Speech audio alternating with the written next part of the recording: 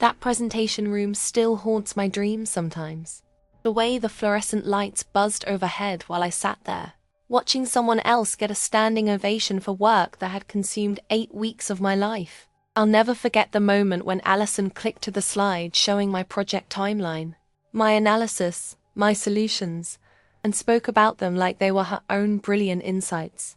My hands were shaking under the conference table, but I couldn't move, couldn't speak, couldn't do anything but sit there and watch my professional identity get stolen in real time. Allison had been my partner, or so I thought. She'd brought me coffee every morning, asked thoughtful questions about my work, made me feel like I finally had an ally in that corporate maze. But she wasn't documenting our collaboration. She was downloading everything I knew so she could eventually replace me in the story. When she stood up that day and presented 8 weeks of my 18-hour days as her strategic vision, I felt something break inside me that I'm still trying to repair. The worst part wasn't even the theft itself. It was how easily everyone believed it. How naturally the executives nodded when she talked about her innovative problem-solving. How seamlessly she wore my accomplishments like they'd always belonged to her. I sat there thinking about all those nights I'd worked until my eyes burned. All the problems I'd solved that she couldn't even understand, and realized that none of it mattered if the right person wasn't getting credit for it. But what came after that presentation was somehow even worse than the betrayal itself. I remember sitting in that conference room, the fluorescent lights buzzing overhead like angry wasps, when Derek laid out the project details on the whiteboard. The whole team was there, coffee cups scattered across the oak table, everyone pretending to listen while secretly checking their phones. But when he got to the part about the logistics coordination and system integration, the room went dead silent. You could practically hear people holding their breath, hoping someone else would volunteer for what we all knew was going to be a nightmare. That's when I raised my hand. Not because I was eager to suffer, but because someone had to do it. And I'd rather it be done right than watch it fall apart in someone else's hands. The relief on everyone's faces was almost insulting. Derek nodded at me with this grateful smile, like I'd just agreed to clean up after a sick dog. "Great, Emma. I knew we could count on you for the heavy lifting." Heavy lifting. That phrase would haunt me for months. The project was implementing a new inventory management system for our retail chain, and my part involved coordinating with 12 different vendors, managing database migrations, and ensuring zero downtime across 43 store locations. While everyone else got the glamorous tasks like strategic oversight and client communications, I got the guts of the operation. The part that if it failed, everything failed. But here's what I didn't know yet, what none of us saw coming, was how this division of labor would set the stage for the biggest betrayal of my professional life. Someone was already planning to take credit for what I'm about to build, and I was too focused on doing good work to see it coming. I threw myself into that project like my career depended on it, because honestly, it felt like it did. I spent the first week just mapping out all the interconnections, creating flowcharts that looked like subway maps of major cities. My apartment became an extension of the office, with sticky notes covering every surface, and my laptop permanently stationed on the kitchen table. I'd wake up at 5 in the morning with solutions to problems that had kept me tossing and turning all night. The complexity of what I was dealing with was staggering. Each vendor had their own data formats, their own timelines, their own quirks and limitations. The legacy system we were replacing was held together with what felt like digital duct tape and prayers. Every time I thought I had a handle on one component, 3 more issues would surface. But I loved it, in a masochistic kind of way. There's something deeply satisfying about untangling a mess that complex, about finding elegant solutions to seemingly impossible problems. My colleagues would swing by my desk occasionally, asking how things were going, and I'd give them the sanitized version because nobody really wanted to hear about the late-night calls with tech support or the spreadsheets that took hours to reconcile. They'd nod sympathetically and say things like, "Better you than me," or "Glad someone's handling the technical stuff." I started to realize that while they saw my work as beneath them, as grunt work, I was actually building the foundation that would make their jobs possible. Without what I was doing, their strategic planning and client presentations would be meaningless. But appreciation, I was learning, doesn't always follow logic. The first major crisis hit in week 3. One of our primary vendors informed us, at 5:30 on a Friday afternoon, that their API was changing and wouldn't be compatible with our integration timeline. I spent the entire weekend rebuilding our connection protocols, testing scenarios, and creating backup plans. By Monday morning, I had not only solved the immediate problem, but had actually improved our overall system resilience. When I presented the solution to the team, Derek nodded approvingly and moved on to the next agenda item like it was no big deal. That's when I first felt that familiar sting of invisibility, that sense that my efforts were expected rather than appreciated. But I pushed that feeling down and kept working, because that's what I did. I solved problems and kept things moving forward, even when nobody seemed to notice the problems existed in the first place. It was during the 4th week of the project when Allison joined our team.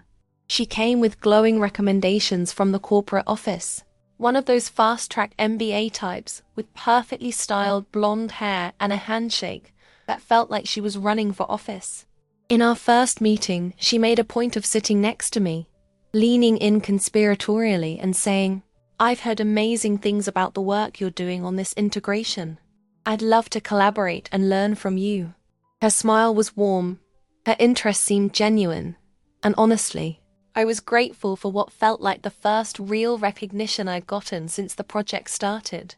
She had this way of making everything sound like a partnership. "We should tackle this together," she'd say. "Or what do we think about this approach?" The plural pronoun felt good after weeks of working in isolation. She'd bring me coffee in the mornings, remember details about my weekend plans, and always made sure to include me in conversations with other team members. For the first time since the project began, I felt like I had an ally, someone who understood the complexity of what I was dealing with and wanted to share the load. But partnership, I was about to learn, can be a beautifully crafted lie. While I was grateful for her apparent interest in collaboration, I couldn't shake the feeling that her questions were a little too detailed, her note-taking a little too thorough. She wanted to understand not just what I was doing, but how I was thinking about it, what my decision-making process looked like, where I found my information. At the time, I chalked it up to thoroughness, to someone who really wanted to understand the project inside and out. I had no idea she was essentially downloading my brain, creating her own repository of everything I knew, so she could eventually cut me out of the equation entirely. Trust, I was learning, can be weaponized by people who understand its value better than you do. The pattern started small. She'd volunteered to attend meetings that I couldn't make due to scheduling conflicts, promising to fill me in on everything important. She'd offered to handle quick calls with vendors or stakeholders, saying it would free me up to focus on the technical work. Initially, this felt like genuine support. I was drowning in details and deadlines, so having someone willing to take on some of the communication overhead seemed like a blessing. But then I started noticing discrepancies.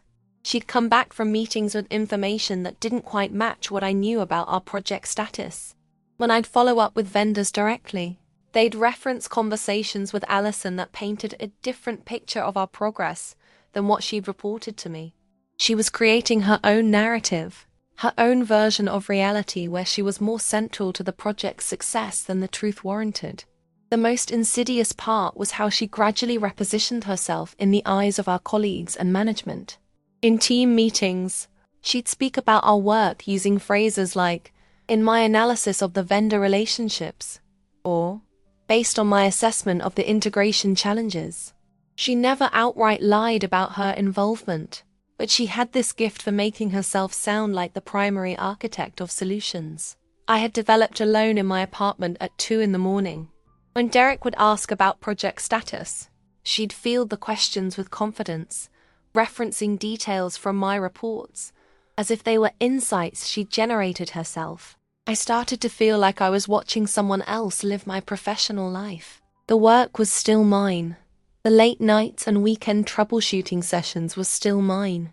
But the credit, the visibility, the perception of expertise was gradually shifting to her. She was like a skilled magician, directing everyone's attention to her performance while the real work happened behind the curtain. And the most frustrating part was how good she was at it.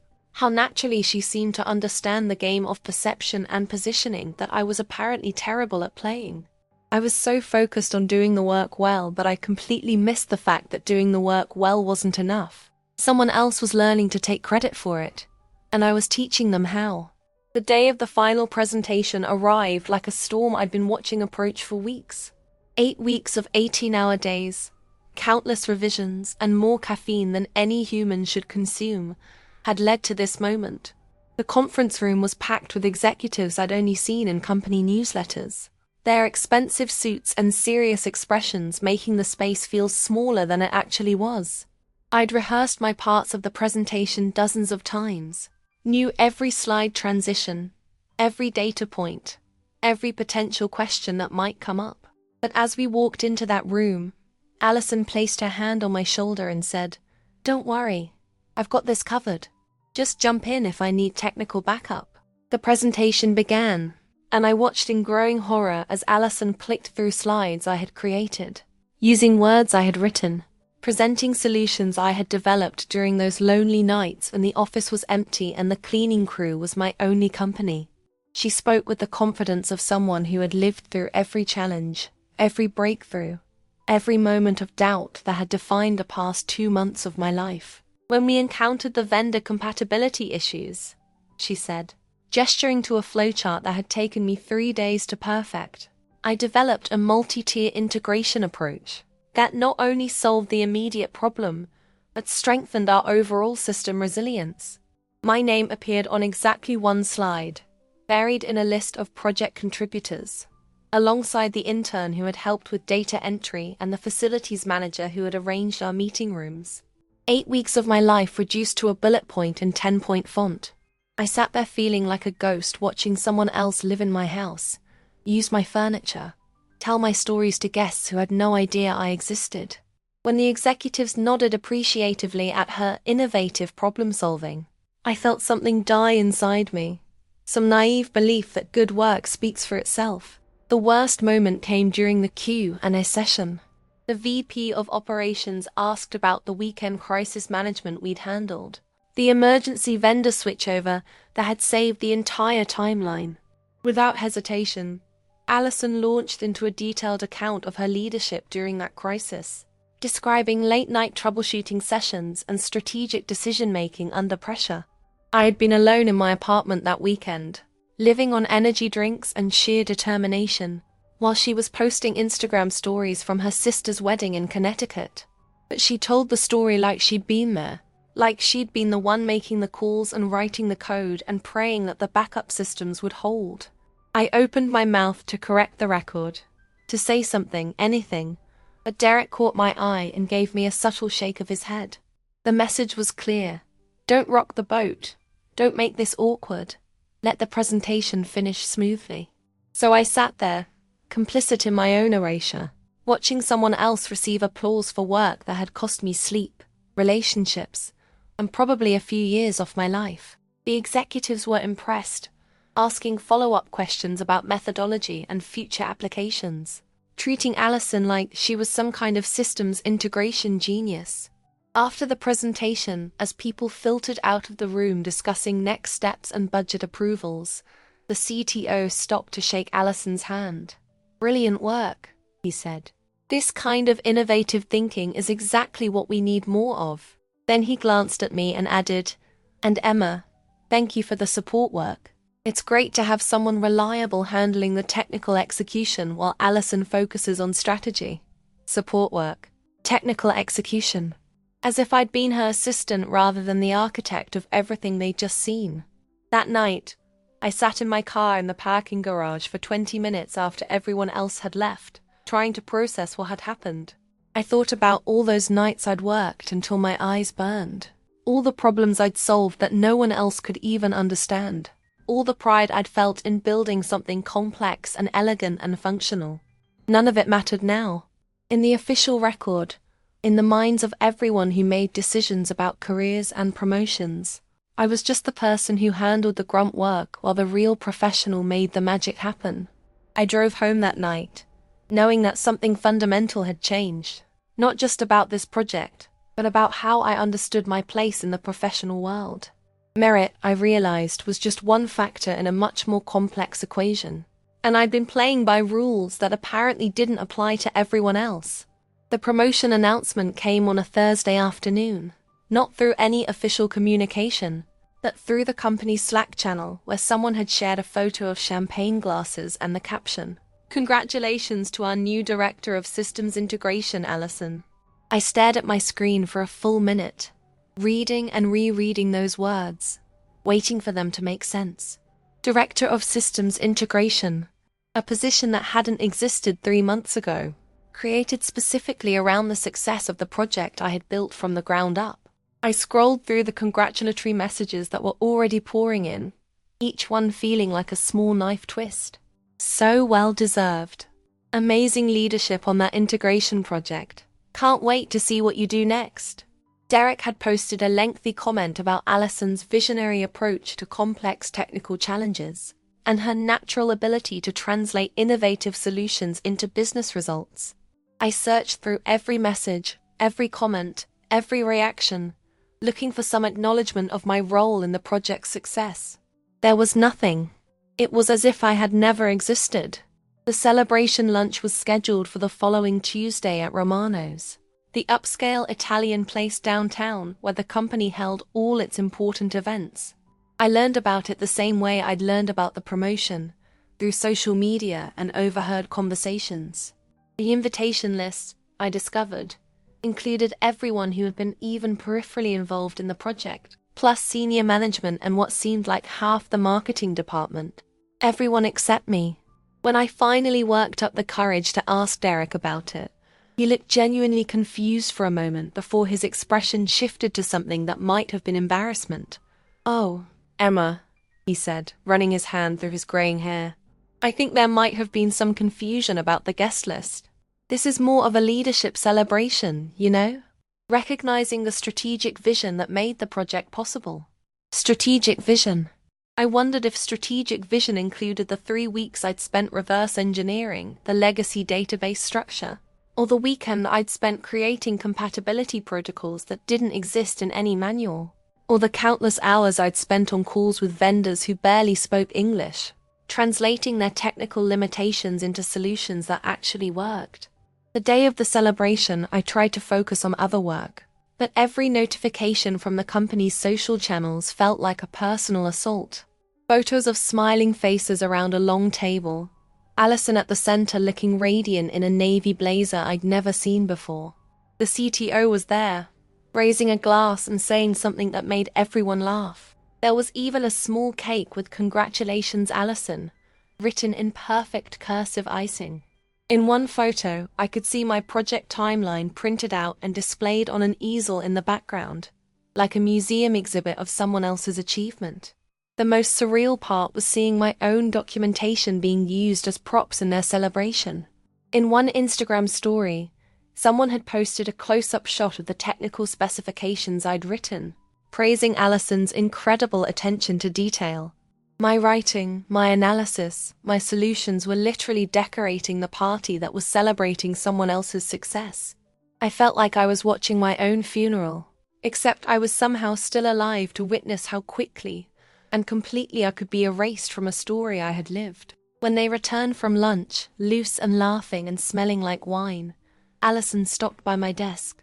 She was carrying a small box of tiramisu, a gesture that felt both generous and condescending. "I saved you some dessert," she said with a smile that didn't quite reach her eyes. "I know you couldn't make it to the lunch, but I wanted you to know how much I appreciate all your support on this project. You're such a valuable team player." Team player, support, the language of diminishment, of making my contributions sound like assistance rather than creation. That evening, I found myself scrolling through LinkedIn, looking at all the posts celebrating Allison's promotion. My former colleagues were sharing articles about women in leadership and innovative thinking in technology, using her success as an example of what was possible with vision and determination. The irony was crushing. Here was a story about female empowerment in tech, built on the erasure of an actual woman who had done the actual technical work. I wanted to comment, to set the record straight, to reclaim even a small piece of credit for what I had accomplished. But I knew how it would look. Bitter, jealous, unable to celebrate a colleague's success. So I closed my laptop and sat in the dark, wondering when doing excellent work had become such a liability, and when being invisible had become my most reliable professional skill. The email from HR arrived on a Monday morning, subject line: Career Development Discussion. Please schedule. It was the kind of message that sounds positive but feels ominous, like being invited to a surprise party that you suspect might actually be an intervention. Janet from Human Resources wanted to discuss exciting opportunities for profile optimization and better alignment with my core competencies. I'd been in corporate long enough to know that when HR starts talking about optimizing your profile, they're usually preparing to optimize you right out of your current position. The meeting was scheduled for the following Thursday at 2 o'clock, in one of those sterile conference rooms with motivational posters about teamwork and innovation. Janet was there with her practiced smile and a folder thick with what I assumed were my performance reviews and project evaluations. Sitting next to her was Mike from Operations, a man I'd worked with peripherally, but who had never shown much interest in my career development before. The setup felt formal, rehearsed, like they'd had this conversation many times before with other people who'd found themselves on the wrong side of office politics. Emma, Janet began, her voice taking on that artificially warm tone that HR professionals perfect. We've been reviewing your contributions to the integration project, and we're really impressed with your technical execution. You have such strong operational skills, and we want to make sure we're utilizing those strengths in the most effective way possible. Operational skills, technical execution, the same diminishing language that had followed me since the presentation, reducing my strategic thinking and problem-solving abilities to mere task completion. Mike leaned forward, clasping his hands on the table like he was about to deliver good news. We've identified an opportunity in our process optimization division that we think would be perfect for your skill set. It's a chance to really dive deep into the operational side of our business, working directly with systems and workflows without all the political complexity of cross-departmental projects. He said it like he was offering me a promotion, but I could read between the lines. They were moving me to the corporate equivalent of Siberia, a department where I could be competent and invisible without threatening anyone's narrative about who deserved credit for innovation. The new position, as they described it, involved documenting existing processes, identifying inefficiencies, and creating workflow improvements for departments I'd never worked with. It was important work, they assured me, foundational work that kept the company running smoothly. But it was also work that happened behind the scenes, work that generated reports that other people would present, work that would keep me safely away from any projects where I might accidentally build something remarkable and threaten the established order of who gets recognized for strategic thinking. We really see this as a growth opportunity, Janet continued, sliding a job description across the table. You'll be working more independently, which seems to suit your work style, and you'll have the chance to develop your analytical skills in a more focused environment. Independent work, focused environment, corporate euphemisms for isolation, for being removed from teams where my contributions might be noticed or valued by people who made decisions about promotions and recognition.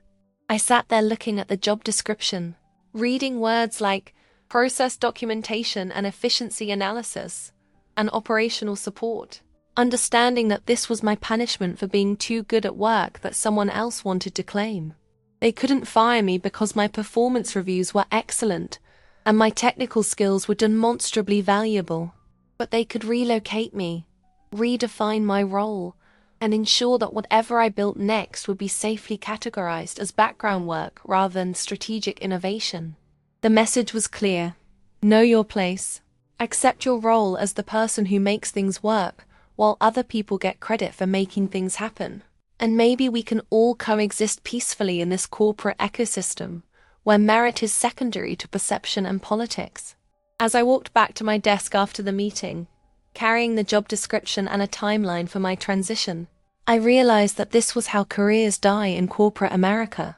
Not with dramatic firings or explosive confrontations, but with gentle redirections and profile optimizations and opportunities for growth that are actually opportunities for marginalization. They'd found a way to neutralize me without acknowledging what they were doing, wrapping my professional exile in the language of career development and skills utilization. I was being disappeared in plain sight, erased from the spaces where real decisions were made, while being told that my new role was equally important and valued. The genius of it was almost admirable, if it hadn't been happening to me. I lasted exactly 2 months and 3 days in the process optimization division before they called me into HR again. This time, there was no pretense about career development or growth opportunities.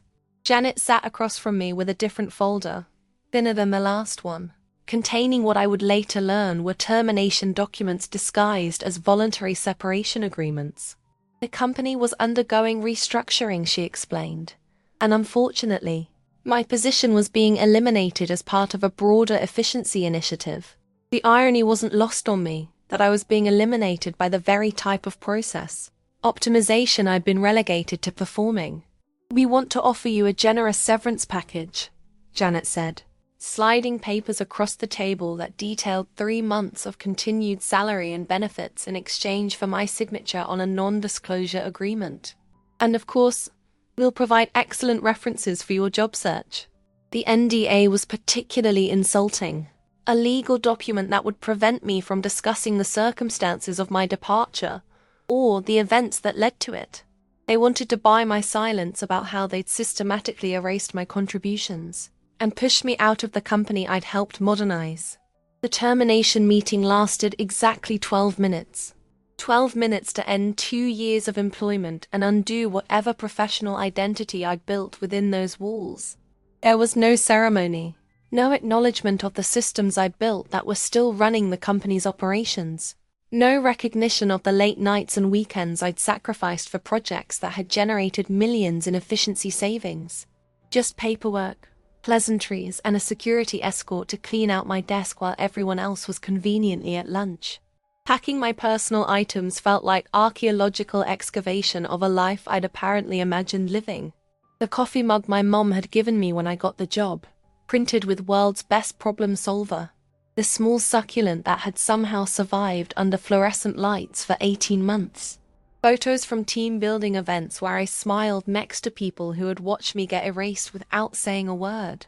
2 boxes of personal items from 2 years of professional life, carried to my car by a security guard who apologized for the awkwardness, but explained it was company policy.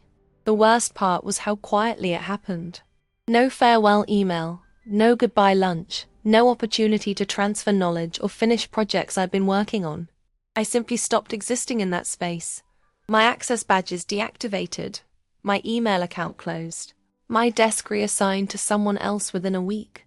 The company moved on without missing a beat, like I'd been a temporary contractor, rather than someone who'd been integral to their operations. My departure created no visible disruption, no gap that anyone seemed to notice or need to fill. I drove home that Tuesday afternoon thinking about all the people I'd worked with, who would probably never know what had happened to me. To them, I would just be someone who used to work there, someone who'd left for better opportunities or personal reasons or whatever story the company would tell, if anyone bothered to ask. The truth about my contributions, about Allison's theft of credit, about the systematic way I'd been marginalized and then eliminated, would disappear with me. In 6 months, I'd be a footnote in the company's history, if I was remembered at all. That night, I sat in my apartment surrounded by the boxes from my desk, feeling like I was holding a funeral for a career I thought was just beginning. I'd spent 2 years believing that good work would be rewarded, that competence would be recognized, that building valuable things would lead to professional growth and security. Instead, I'd learned that being excellent at work that someone else wanted to claim could be the fastest way to make yourself expendable. The company would keep running on systems I'd designed, processes I'd optimized, and solutions I'd created, but my name would never be associated with any of it. I'd been erased so completely that it was like I'd never been there at all, except for the work itself, which would outlive my employment and continue generating value for people who'd never know where it came from. 3 years have passed since that Tuesday afternoon when I carried my career in 2 cardboard boxes to my car, but the experience lives in my body like an old injury that aches before storms. I work for a different company now, in a role that values my technical expertise and actually puts my name on the things I create. But I'm not the same person who used to raise her hand enthusiastically in conference rooms. That naive confidence, that belief that good work would naturally lead to recognition and advancement, died in that presentation room where I watched someone else receive applause for my solutions. The betrayal changed how I move through professional spaces. I'm hyper-aware now of who's taking notes when I explain my thinking, who's asking detailed questions about my methodologies, who's positioning themselves to take credit for collaborative work. I've learned to document everything, to send follow-up emails that establish my contributions in writing, to speak up in meetings even when it feels uncomfortable. The woman who used to quietly solve problems and assume someone would notice has been replaced by someone who understands that visibility requires intention. That credit must be claimed rather than assumed. I still struggle with trust in professional relationships. When new colleagues want to collaborate or learn from my expertise, I find myself wondering about their motivations, analyzing their body language for signs of the predatory opportunism I failed to recognize in Allison. It's exhausting, this constant vigilance, this inability to take genuine partnership at face value. Sometimes I miss the innocence of believing that everyone was operating with the same basic assumptions about fairness and recognition, even though I know that innocence made me vulnerable to exploitation. The anger took longer to process than the sadness. For months after leaving that company, I was furious at myself for being so blind, so trusting, so focused on doing good work that I completely missed the political maneuvering happening around me. I was angry at Derek for failing to protect the people who actually did the work, angry at the executives who were so easily fooled by presentation skills and strategic positioning, angry at a system that rewarded perception management over actual competence. But mostly, I was angry at how completely I'd been erased, how little evidence remained of my contributions to something I'd built from nothing. The hardest part was rebuilding my professional confidence. After being told so many times that my work was operational rather than strategic, that I was good at technical execution, but not visionary thinking, I started to internalize those limitations. I caught myself downplaying my ideas in meetings, deferring to colleagues who spoke with confidence even when I knew they were wrong, accepting assignments that kept me safely in the background where I couldn't be accused of overreaching. It took months of therapy and the patient encouragement of my new manager to understand that my technical depth wasn't a limitation but a competitive advantage, that my ability to solve complex problems was exactly the kind of strategic thinking the business world claimed to value, that the experience also taught me things I couldn't have learned any other way. I understand now that competence without visibility is career suicide, that being indispensable in the background is often less valuable than being visible in support roles, that the people who get promoted aren't necessarily the people who do the best work, but the people who are best at making their work visible to decision makers. These are harsh lessons, but they're real lessons, and they've made me more effective at navigating corporate environments where politics matter as much as performance. I've made peace with what happened, not because I've forgiven the people who betrayed and erased me, but because I've learned to see it as expensive education rather than pure loss. That integration system I built is still running, still generating value, still solving problems I anticipated and planned for 3 years ago. Allison has moved on to another company, taking her skills and appropriating other people's work to new victims, but the foundation I created remains. And while my name isn't on any of it officially, I know what I built, I know what I'm capable of, and I know that no one can take that knowledge away from me. The scar tissue has made me stronger, more aware, more strategic about protecting my own interests while still doing work I can be proud of. That's not the ending I would have chosen, but it's the one that actually happened. And it's taught me to value what I know about myself more than what other people choose to see.